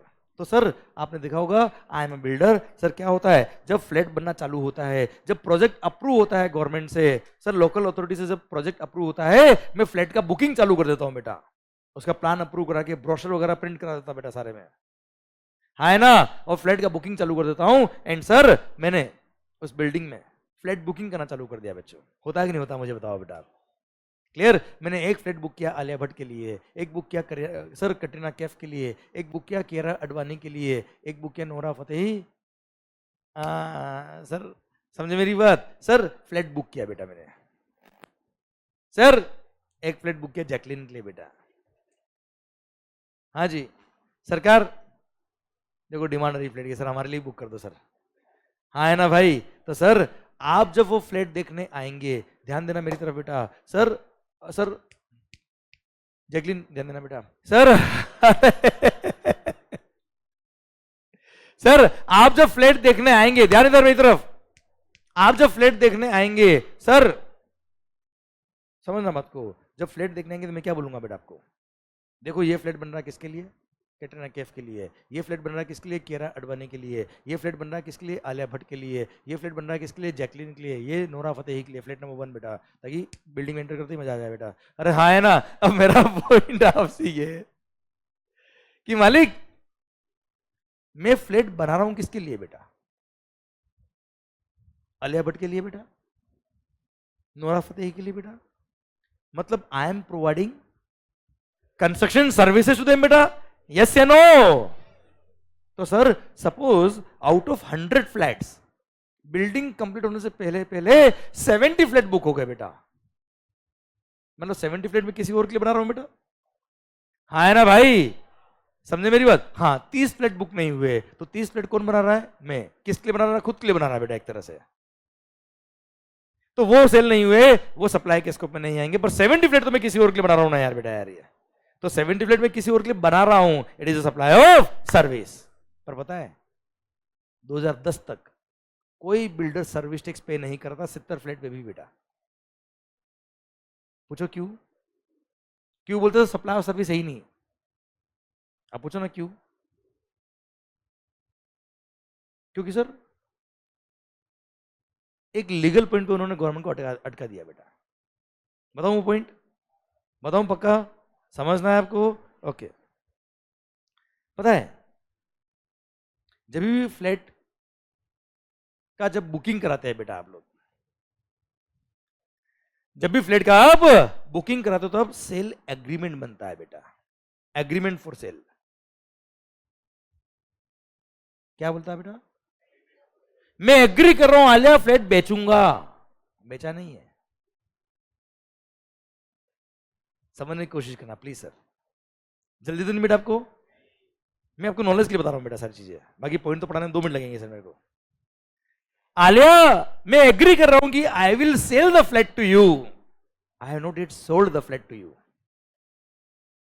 आपने फ्लैट बुक कराया है, मैंने अब तक बेचा नहीं है आपको। बिकेगा कब बेटा फ्लैट? जब बिल्डिंग पूरी कंप्लीट हो जाएगी, उसका कंप्लीशन सर्टिफिकेट रिसीव हो जाएगा, उसके बाद फ्लैट का रजिस्ट्रेशन होता है बेटा, हाँ है ना सर? तब सेल डीड एग्जीक्यूट होती है बेटा, हाँ है ना मालिक? सेल डीड का मतलब क्या है? चलो डीड का मतलब क्या होता है? डीड का मतलब कर्म, एक्शन, एक्ट। अरे by my words, by my action, by my deed, कोई गलती हुई तो मिच्छामी दुक्कड़म याद है बेटा आपको? पता ना जैन धर्म में बेटा, क्लियर? डीड मतलब कर्म, एक्ट, एक्शन। तो सेल वाला कर्म हो गया, सेल एग्जीक्यूट हो गया, तो मैं सेल कब करूंगा फ्लैट को बेटा? बिल्डिंग बनने के बाद। तो जब तक बिल्डिंग नहीं बन रही तब तक मैंने फ्लैट बेचा नहीं है, तब तक मैंने एग्री किया था कि मैं सेल करूंगा। और जब तक सर बिल्डिंग नहीं बनी सर, तब तक मैंने केवल एग्री किया कि मैं बेचूंगा। तो फ्लैट नंबर 420 मैंने बुक किया आलिया भट्ट के लिए, फ्लैट नंबर 840 बुक किया कैटरीना कैफ के लिए बेटा। तो मैंने आलिया एग्री किया कि फ्लैट नंबर 420 बेचूंगा। जब तक नहीं बेचा तब तक फ्लैट का मालिक कौन? मंगल। फ्लैट बना कौन रहा? मंगल। मालिक कौन? तो they are providing self services भी एक तरह से, हाँ है ना। इस आर्ग्यूमेंट की वजह से no builder was paying service tax till 2010। तो गवर्नमेंट ने बोला दिमाग खराब मत कर बिल्डर यार, तुम तो हमको लैंग्वेज में घुमा रहे हो यार। अब आप मुझे बताओ, लीगली देखा जाए तो उसने फ्लैट बुक कर दिया, मतलब क्या है यार? फ्लैट नंबर 420 अगर बुक कर दिया किसके लिए? आलिया भट्ट के लिए, मतलब क्या है बेटा? Now builder is constructing that flat for Alia Bhatt. आवाज नहीं आ रही यार, हाँ है ना भाई। इसलिए गवर्नमेंट ने टैक्सेबल सर्विस के स्कोप में इसको अलग से इंसर्ट किया और बोला क्या दिमाग खराब मत करना Mangal, it is a supply of service. जिसको कंटिन्यू किया यहाँ पे sir, schedule number 2 para number 5 clause number B, उसका पार्ट नंबर 2, हाँ है ना भाई, क्लियर। और बोल दिया क्या, अगर कोई फ्लैट बुक हो गया है, क्या बोला सर? आप खुद बताओ ना यार, 70 फ्लैट अगर बुक हो गए before grant of completion certificate बेटा, it means what sir? Building बनने से पहले बुक हो गए, मतलब वो किसी और के लिए मैं बना रहा हूं बेटा, किसी और के लिए बना रहा हूं, मतलब वो क्या है? Supply of service. और उस पर क्या लगेगा बच्चों? जीएसटी, हाँ है ना। अरे क्लियर, समझे मेरी बात? डन। अब सुनना और आगे बेटा, यहां तक क्लियर बेटा आपको? पर 30 फ्लैट्स अगर बुक नहीं हुए, क्या बोला सर? 30 फ्लैट्स अगर बुक नहीं हुए, 30 फ्लैट्स अगर बुक नहीं हुए, मतलब 30 फ्लैट मैं खुद बना रहा हूं, किसके लिए? खुद के लिए बेटा। वो कभी भी किसके लिए बुक नहीं हुए? सप्लाई ऑफ सर्विस के स्कोप में नहीं आएंगे। पर बिल्डिंग बन गई, कंप्लीट हो गई साहब, कंप्लीशन सर्टिफिकेट रिसीव हो गया। उसके बाद वो 30 में से कोई फ्लैट बिका, तो वो क्या है? Sale of flat. वो तो बनाया बनाया फ्लैट बेचा ना मैंने यार, तो बनाया बनाया फ्लैट बेचा, मतलब that is sale of immovable property. And if it is sale of immovable property then it is neither supply of goods nor supply of service, और उस पर कोई जीएसटी नहीं लगेगा। हाँ, अंडर कंस्ट्रक्शन अगर बुक हो गया होता, क्या बोला सर? तो वो किसी और के लिए बना रहा हूं बेटा, तो वो सप्लाई ऑफ सर्विस के स्कोप में आता। पर 30 फ्लैट्स सर खुद के लिए बना रहा हूं बेटा, और बाद में अगर बिके तो that is purely sale of immovable property, और sale of immovable property is neither supply of goods nor supply of service, इस पे कोई जीएसटी नहीं लगेगा। शायद मेरी बात आप तक पहुंच गई बच्चों, यस या नो? पक्का 100% डन। अच्छा चलो एक लास्ट बात और, 70 फ्लैट क्या हो गया बेटा? बुक हो गया, 70 फ्लैट बुक हो गए, बुक हो गए before completion of the building बेटा। तो बुक कब मानेंगे बेटा? जब कुछ कंसिडरेशन आया होगा बेटा, हाँ है ना भाई। क्या फोन करेंगे और हम फ्लैट बुक कर देंगे? कुछ टोकन अमाउंट देंगे ना यार बेटा यार, क्लियर। तो वो फ्लैट बुक कब माना जाएगा बेटा? कुछ कंसिडरेशन रिसीव हो जाए, कुछ कुछ भी हो जाए बेटा वो, क्लियर। पर अगर एक भी रुपया नहीं आया, मतलब फ्लैट नहीं बिका बेटा, क्लियर। कंसिडरेशन 1 रुपया भी आ गया, मतलब फ्लैट बुक हो गया बेटा। पर अगर एंटायर कंसिडरेशन, क्या बोला सर? एंटायर मतलब क्या होता है बेटा? Entire, not even rupee one बेटा। Entire consideration is received after grant of completion certificate, मतलब क्या बेटा? फ्लैट बाद में बिका बेटा, बाद में बिका मतलब सप्लाई के स्कोप में नहीं आएगा, हाँ है ना भाई, क्लियर। समझे मेरी बात? पक्का। पर अगर even if ₹1 is received before grant of completion certificate, वो सप्लाई ऑफ सर्विस के स्कोप में आ जाएगा, उस पर जीएसटी लगेगा। बात खत्म बेटा, बोलो यस सर। अच्छा मान लो वो 70, वो जो 100 फ्लैट थे ना बेटा, हर एक फ्लैट 1 करोड़ का था बेटा। मान लो every flat was for ₹1 crore each. 70 flat book हो गए, पर मेरा पॉलिसी क्या है पता है? बहुत पैसे बेटा अपने पास, आप 1 करोड़ दीजिए, सॉरी 1 लाख रुपए दीजिए, फ्लैट बुक कराइए। बाकी का 99 लाख रुपए कब चाहिए मेरे को? जब मैं बिल्डिंग बना दूंगा, आपको चाबी दूंगा, कंप्लीशन हो जाएगा, उसके बाद पैसा देना अभी नहीं चाहिए साहब। हाय ना मालिक? यस या no sir? Now my point is that sir 99 lakh रुपए आप मेरे को कब देंगे? बाद में। अभी कितना आया है? 1 लाख। बताओ जीएसटी लगेगा कि नहीं लगेगा? लगेगा कि नहीं लगेगा? सर क्योंकि वो फ्लैट बुक हो चुके बेटा, so GST will B charge on ₹70 lakh बेटा। 70 फ्लैट इंटू 1 लाख, 70 लाख पे जीएसटी लगेगा, अभी पे करना पड़ेगा। पर सर ध्यान देना बेटा, जब 99 लाख रुपए आएंगे हर फ्लैट के, तब बताओ उस पर जीएसटी लगेगा कि नहीं लगेगा?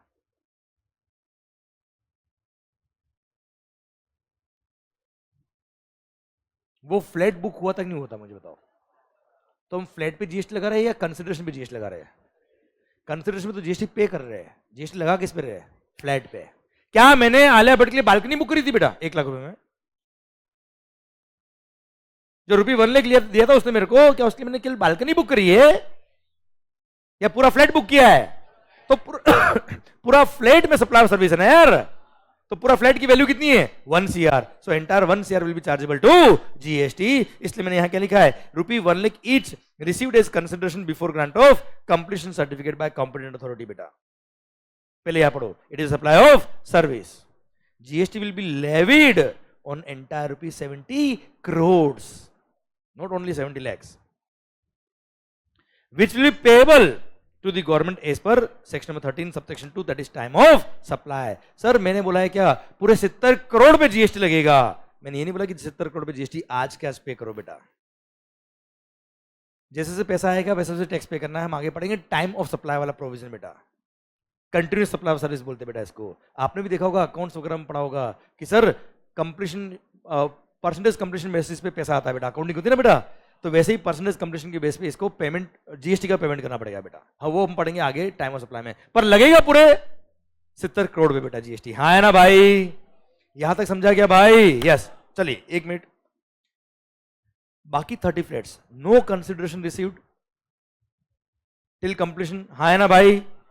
तो सर ये कोई सप्लाई नहीं है। But if these are sold subsequently तो it is sale of immovable property, और सेल ऑफ इमूवेबल प्रॉपर्टी तो it is neither supply of goods nor supply of service. ये हम पढ़ेंगे शेड्यूल 3 पैरा नंबर 5 वहां लिखा है बेटा कि इस पे कोई जीएसटी नहीं लगता है सेल ऑफ इमूवेबल प्रॉपर्टी भी बेटा। बोलो यस सर। यहां तक कहानी समझ में आई कि आपको बेटा? ओके ओके, एक लास्ट बात और बची बेटा, इधर जा, एक लास्ट बात बची है, मजा आएगा नहीं बात में? तो सर हर फ्लैट के लिए 1 करोड़ का फ्लैट है, मैं तो कह रहा हूं 1 लाख छोड़ो, 1 रुपये ही आया है बेटा। कितना है बेटा? बताओ सप्लाई और सर्विस है कि नहीं बेटा? और हर फ्लैट 1 CR का था, उसमें से 1 रुपये भी है, तो 1 रुपये भी अभी भी टैक्स पे करो, बाकी अमाउंट पे बाद में टैक्स पे करना, पर लगेगा पूरे अमाउंट पे बेटा टैक्स। पर अगर entire consideration is received after issuance of completion certificate तो no GST is required to be paid, क्योंकि सप्लाई ऑफ सर्विस के स्कोप में नहीं आएगा। क्लियर? अच्छा एक लास्ट बात, मतलब यार आप मुझे बताइए, नजर इधर, ओ भाई 1 करोड़ का फ्लैट है, इधर नजर, नजर इधर, 1 करोड़ का फ्लैट है सर, बिल्डिंग कंप्लीशन से पहले अगर बुकिंग हो गया तो सप्लाई ऑफ सर्विस हो गया, उस पर जीएसटी लग जाएगा। और यही फ्लैट अगर बिल्डिंग कंप्लीशन के बाद खरीदा होता तो जीएसटी नहीं लगता। क्लियर? तो वो डेडलाइन कितनी इंपॉर्टेंट हो गई बेटा, वो ट्रिगर पॉइंट क्या है? Building completion. हाँ है ना भाई? वो ट्रिगर पॉइंट क्या है? जिससे पहले अगर बुक हुआ तो सप्लाई ऑफ सर्विस, उसके बाद हुआ तो नो सप्लाई। हाँ है ना भाई? वो ट्रिगर पॉइंट क्या है? Building completion. बिल्डिंग को कंप्लीट हो गई कब मानेंगे बेटा? जब कंप्लीशन सर्टिफिकेट रिसीव हो गया from the competent authority. When the completion certificate is received from the competent authority. कुछ एरिया में इसको ऑक्यूपेशन सर्टिफिकेट भी बोलते बेटा, अलग अलग लोकल एरिया के अलग अलग लोग होते बेटा। हाँ है ना भाई? इधर ध्यान, ओसी, ओसी, यस। सर ओसी मतलब ऑक्यूपेशन सर्टिफिकेट, लीगल लैंग्वेज में बोलते हैं कंप्लीशन सर्टिफिकेट, सीसी। मालिक ये कंप्लीशन सर्टिफिकेट कौन इश्यू करेगा? Competent authority. ना who is the competent authority बेटा? तो सर ये डिफाइन किया लॉ के अंदर बेटा कि कॉम्पिटेंट अथॉरिटी कौन होगा। क्या कोई चार्टर्ड अकाउंटेंट सर्टिफिकेट दे सकता है? To the best of my knowledge and belief, मैंने उस बिल्डिंग का फिजिकल वेरिफिकेशन किया है, देखा है, वहां लोग रहते हैं, कपड़े भी सूख रहे थे बालकनी में बेटा, sir building is complete in all respect, I do certify here, ऐसा? No no. Then who will be competent authority sir? तो सर कॉम्पिटेंट अथॉरिटी को डिफाइन किया लॉ के अंदर, बोल दिया क्या? डिपेंड्स ऑन लोकल या म्युनिसिपल लॉ। अगर आपके लोकल या म्युनिसिपल लॉ में ऐसी कोई रिक्वायरमेंट है कि ये गवर्नमेंट अथॉरिटी ही कॉम्पिटेंट अथॉरिटी है जो कंप्लीशन सर्टिफिकेट इश्यू कर सकता है, तो वो जो गवर्नमेंट की अथॉरिटी है वो ही क्या कहलाएगी? कॉम्पिटेंट अथॉरिटी कहलाएगी। उसके अलावा किसी और का सर्टिफिकेट वैलिड ही नहीं है। पर अगर आपके लोकल या म्युनिसिपल लॉ में ऐसा कोई रिक्वायरमेंट नहीं है, अगर आपके लोकल या म्युनिसिपल लॉ में अगर ऐसा कोई रिक्वायरमेंट नहीं है, तो उस केस में इन तीन में से किसी भी एक का सर्टिफिकेट लिया ना, वो कहलाएगा क्या? कॉम्पिटेंट अथॉरिटी का सर्टिफिकेट। अब तीन में से एक मतलब कौन sir? Registered architect under architect act, second chartered engineer, हाँ है ना, chartered engineer under chartered engineers act बेटा, and third licensed surveyor of that particular area, है ना भाई? इन तीन में से किसी एक का सर्टिफिकेट लिया, कौन कौन? रजिस्टर्ड आर्किटेक्ट, चार्टर्ड इंजीनियर और licensed surveyor of that particular area, इन तीन में से एक का सर्टिफिकेट लिया तो भी क्या कहलाएगा? Completion certificate by the competent authority कहलाएगा। पर कब? अगर आपके लोकल या म्युनिसिपल लॉ में किसी गवर्नमेंट अथॉरिटी की रिक्वायरमेंट नहीं है तब। क्लियर है सर? अदरवाइज वो गवर्नमेंट अथॉरिटी का ही certificate is the completion certificate बेटा। बोलो यस सर, अरे यस या नो? डन, समझे? तो सर अब समझना, और 90% केस में गवर्नमेंट अथॉरिटी है सर हर जगह। मतलब वो गवर्नमेंट अथॉरिटी कंप्लीशन सर्टिफिकेट देगा तो मानेंगे बिल्डिंग कंप्लीट है बेटा, और उसने सर्टिफिकेट नहीं दिया तो बिल्डिंग कंप्लीट नहीं है। और उस दौरान अगर कोई फ्लैट बिका तो सप्लाई ऑफ सर्विस लग गए, क्या? जीएसटी। तो सोचिए कॉम्पिटेंट अथॉरिटी भी क्या है? बहुत भारी लोग है बेटा, ये बीएमसी वगैरह, यह पीएमसी हो गई बेटा, लोकल अथॉरिटीज बेटा। बिल्डर भी कोई कम नहीं होते बेटा, प्लान अप्रूव कुछ और कराया, बनाया कुछ और ही है। जब तक ऑफिसर सेटिस्फाइड नहीं है बेटा, तब तक कंप्लीशन सर्टिफिकेट नहीं मिलता है बेटा। समझ रहे मेरी बात बच्चे आप? क्लियर? तो सर अब सोचिए, मान लो बिल्डर जेन्युइन है, उसने सर सारी रिक्वेस्ट कर ली ऑफिसर को, और ऑफिसर अगर कंप्लीशन सर्टिफिकेट नहीं दे तो उसकी बिल्डिंग पे तो जीएसटी लगता जाएगा बेटा, हाँ है ना सर? बड़ी नाइंसाफी हो जाएगी ना यार ये। इसीलिए जब जीएसटी नया नया आया 2017 फर्स्ट जुलाई, तो यहां लिख दिया क्या? कोई बात नहीं, अगर कंप्लीशन सर्टिफिकेट रिसीव नहीं हुआ है फ्रॉम द कॉम्पिटेंट अथॉरिटी, पर अगर इस बिल्डिंग में फर्स्ट ऑक्यूपेशन हो गया, क्या हो गया बेटा? तो भी मान लेंगे बिल्डिंग कंप्लीट होगी बेटा। क्या मान लेंगे बेटा? इसलिए क्या लिखा sir? ₹1 lakh each received as consideration before grant of completion certificate by competent authority और its first occupation whichever is earlier. अगर इस बिल्डिंग में फर्स्ट ऑक्यूपेशन भी हो गया तो मान लेंगे बिल्डिंग क्या हो गई है? कंप्लीट। और उस दिन के बाद अगर फ्लैट बिका तो उस पर जीएसटी नहीं लगेगा, उससे पहले अगर सेल हुआ तो सप्लाई ऑफ सर्विस के स्कोप में आएगा बेटा। बोलो यस सर। अब आपके दिमाग में खुरापाती चल रही बेटा, जुगाड़ चल रहा है सर, मतलब कंप्लीशन सर्टिफिकेट नहीं आया और अगर फर्स्ट ऑक्यूपेशन हो गया तो जीएसटी लगेगा ही नहीं सर। तो एक काम करने का सर अंडर कंस्ट्रक्शन बिल्डिंग है, उसमें एक फ्लैट रेडी कर दो सर, और किसी स्टाफ को, किसी गरीब आदमी बोलो तू इसमें रहे। अंडर कंस्ट्रक्शन बिल्डिंग में खुद नहीं रह पाओगे बेटा सर। किसी स्टाफ को बोल दिया तू यार रहे, पूरा सिक्योरिटी के साथ रख दिया, उसको रोबोट बना के बेटा, ताकि बिल्डिंग गिर भी जाए तेरा कुछ नहीं होगा बेटा, हाँ है ना भाई? क्लियर? उसको रख दिया, उसका इंश्योरेंस, लाइफ इंश्योरेंस सब करा दिया बेटा जीवन में। तो हम बोल देंगे ना फर्स्ट ऑक्यूपेशन हो गया, और बाहर बिल्डिंग के बाहर एक बोर्ड लगा देंगे, हमारी बिल्डिंग जीएसटी फ्री है, हाँ है ना भाई? लोग मजे लेंगे बेटा ऐसे तो। इसलिए law makers are so smart. आपका लॉ का इंटरप्रिटेशन जो करना होता है वो हमेशा the purpose for which law is made उसके हिसाब से इंटरप्रिटेशन करना होता है। Sir you can't read the law by reading the dictionary बेटा, हाँ है ना। इसलिए in my humble opinion sir its first occupation का मतलब तभी रिलेवेंट होगा जब building is complete in its all respect, जब building is complete in its all respect, और उसके बाद अगर फर्स्ट ऑक्यूपेशन हुआ है तब जाके वो ट्रिगर पॉइंट होगा, और उसके बाद जो फ्लैट बिके है उस पर जीएसटी नहीं लगेगा, अदरवाइज तो पागल है क्या यार गवर्नमेंट यार। और building is complete in its all respect मतलब लाइट कनेक्शन आ गया, पानी कनेक्शन आ गया, सीवरेज चालू हो गया बेटा, हाँ है ना भाई, और बिल्डिंग साफ दिख रही कंप्लीट है सब, तब जाके मानेंगे कि building is complete in its all respect. और उसके बाद अगर फर्स्ट ऑक्यूपेशन हुआ तो भले ही कंप्लीशन सर्टिफिकेट नहीं आया कोई बात नहीं, उस दिन मान लेंगे बिल्डिंग कंप्लीट हो गई है और भारत माता की जय। मजा आया कि नहीं आया? अरे यस या नो? क्लियर? तो एक बार वापस बोल दूं क्या बेटा मेरे पॉइंट? क्लियर? तो सर मैंने अगर अपने लिए बिल्डिंग बनाई है, नाम क्या बेटा? मंगल टावर्स। मैंने अगर अपने लिए एक बिल्डिंग बनाई है, नाम क्या बेटा? मंगल टावर्स। और सर उस कॉम्प्लेक्स में, उस बिल्डिंग में सर 100 के 100 फ्लैट क्या है? सप्लाई ऑफ सर्विस के स्कोप में आएंगे, because those are intended for sale to a buyer except 30 flats. क्या बोला सर?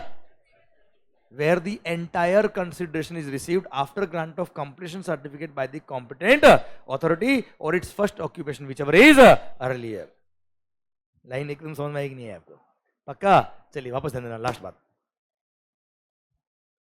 मालिक out of 100 flat 70 flat book हो गए before grant of completion certificate by the competent authority और its first occupation whichever is earlier. Supply of service है कि नहीं बेटा? 1 रुपया भी पहले आ गया supply of service, entire consideration पे जीएसटी लगेगा बेटा, ठीक है। और 30 फ्लैट्स जिसके लिए 1 रुपया भी रिसीव नहीं हुआ before grant of completion certificate और first occupation whichever is earlier, वो सप्लाई ऑफ सर्विस के स्कोप में नहीं आएंगे। वो बाद में अगर बिके तो it is sale of immovable property which is neither supply of goods not supply of service as per schedule 3 para number 5 बेटा। बोलो यस सर, हाँ है ना भाई? चलिए 1 मिनट।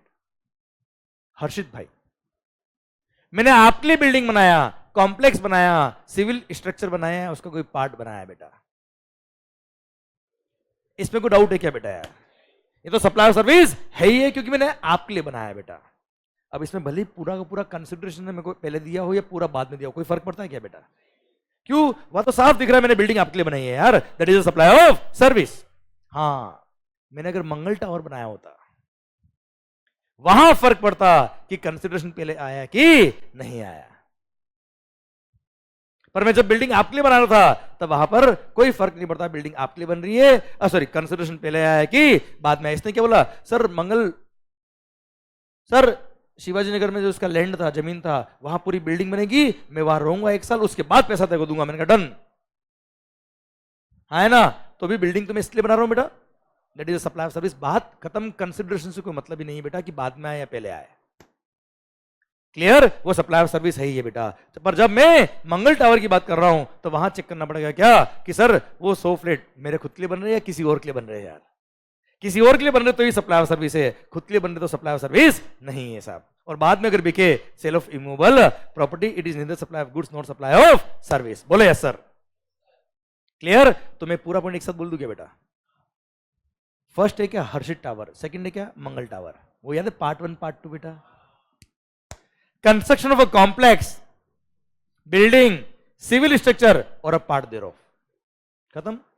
ये आपका पॉइंट खत्म, comma. Including Mangal tower, including construction of a complex और building Mangal tower intended for sale to a buyer either wholly या पार्टली, एक्सेप्ट मतलब 100 के 100 फ्लैट सप्लाई ऑफ सर्विस है, except 30 flats where the entire consideration is received after issuance of completion certificate by the competent authority or its first occupation whichever is earlier. है ना? है ना? अब मैं फास्ट बोलूंगा सर, चलेगा? पहले हर्षित टावर, बाद में Mangal tower. Construction of a complex, building, civil structure और a part thereof, including a complex or building, Mangal Tower, including a complex or building intended for sale to a buyer, except where the entire consideration is received after issuance of completion certificate by the competent authority or its first occupation, whichever is earlier. अब बजाओ ताली।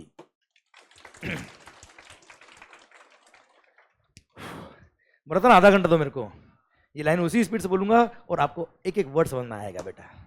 मैंने याद नहीं कराया बच्चों, आपको एक एक वर्ड पता पड़ गया हो क्या रहा है। ये होती पढ़ाई। अब मैं 3 बार लिखवा दूं 4 बार याद करा दूं, कोई मतलब है क्या बेटा उसका यार। क्लियर, समझे आप मेरी बात बच्चों? I hope you got the entire point, I hope you got the entire fundamental बच्चों। यस या नो? पक्का? डन। सर मैंने आपको यहां तक पढ़ाया बेटा, इसके आगे वाला नहीं पढ़ाया मैंने। अरे क्लियर? पक्का मालिक? 100%? Done. Sir I hope you got the entire fundamental of construction बेटा। ठीक है, अच्छा मेरे को बस एक बात, एक फंडा और पढ़ाना था बेटा, पता है? बोल दूं कि 1 मिनट लगेगा मेरे को? ये कल पढ़ूंगा मैं, मस्त। अच्छा हाँ, कल मतलब नेक्स्ट लेक्चर बेटा। यहां मैंने ये कोमा लगाने के बाद 2 पार्ट क्यों कर दिया? लाइन तो एक ही है बेटा। पार्ट 1 अलग, पार्ट 2 अलग।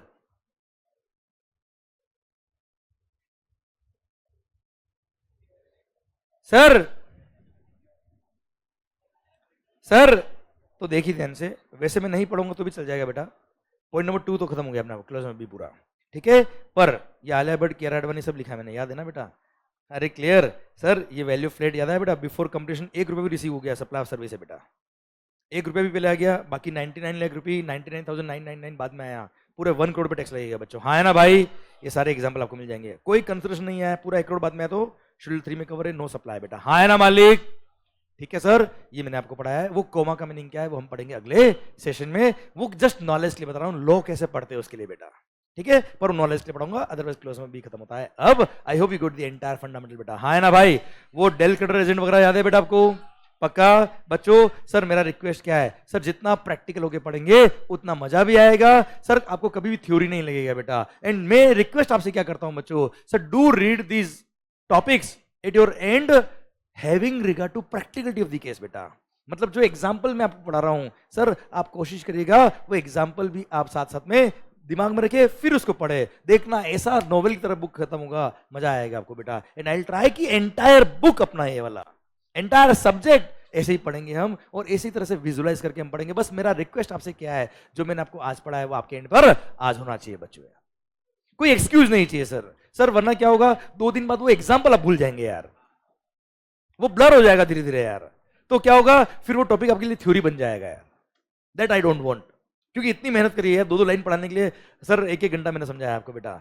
क्लियर? अच्छा वो सब बुक में लिखे हुए मैंने, एग्जाम्पल भी लिखे, सर्कुलर भी लिखे, पर वो क्या होगा फिर बाद में आपके लिए थ्योरी बन जाएगा। That I never want from your side. Okay, and even you will not want from my side यार, कि ये वो थ्योरी बन जाए यार। हाँ है ना भाई? क्लियर? इसलिए मेरा रिक्वेस्ट है कि सिंसियरली आज ही पढ़िएगा, आपके एंड पे कंप्लीट करिएगा। भारत माता की जय। I hope you got the entire point. Yes या नो? पक्का? डन। अच्छा एक डाउट और आ सकता है कि सर फिर तो लोग फ्लैट बाद में ही खरीदेंगे सर, पहले क्यों खरीदेंगे? तुम्हारा पता पड़ा जीएसटी बचाने के चक्कर में जो फ्लैट तुमको पसंद का था वो निकल गया बेटा, बाद में बचे हुए फ्लैट ही बचे। और second thing, under construction normally construction flat की वैल्यू कम होती है, और आफ्टर कंप्लीशन फ्लैट महंगे हो जाते हैं बच्चा। पर दैट इज योर डिसीजन, वो आपका प्लानिंग है कि आपको बाद में लेना है कि पहले लेना है। पहले लिया नो जीएसटी, बाद में लिया जीएसटी, अब पहले लिया जीएसटी लगेगा, बाद में लिया तो जीएसटी नहीं लगेगा। That is your own business choice बेटा। हाँ है ना भाई? फर्स्ट ऑक्यूपेशन का मतलब होता है रोहित भाई कि अगर उस बिल्डिंग में कोई एक फ्लैट पहले ऑक्यूपाई हो गया, मतलब कोई रहने आ गया उसके अंदर बेटा, उसको बोलते हैं फर्स्ट ऑक्यूपेशन बेटा। ठीक है, पर वो तभी माना जाएगा जब बिल्डिंग कंप्लीट हो गई इन इट्स ऑल रेस्पेक्ट, और कंप्लीशन सर्टिफिकेट नहीं भी आया पर फर्स्ट ऑक्यूपेशन हो गया, मतलब एक फ्लैट ऑक्यूपाई करने कोई लोग आगे रहने आ गए, तो उस दिन मान लेंगे बिल्डिंग इज कंप्लीट, और उसके बाद वाले फ्लैट पे जीएसटी नहीं लगेगा। Clear? Done. I hope you got the entire fundamental. Do read with practical approach बच्चों, इसको थ्योरी नहीं बनाने का बेटा। थैंक यू सो मच, मिलते हैं अगले सेशन में। आई होप सर मजा आ रहा है जीएसटी में बेटा। यस या no? Done. Thank you so much, bye bye.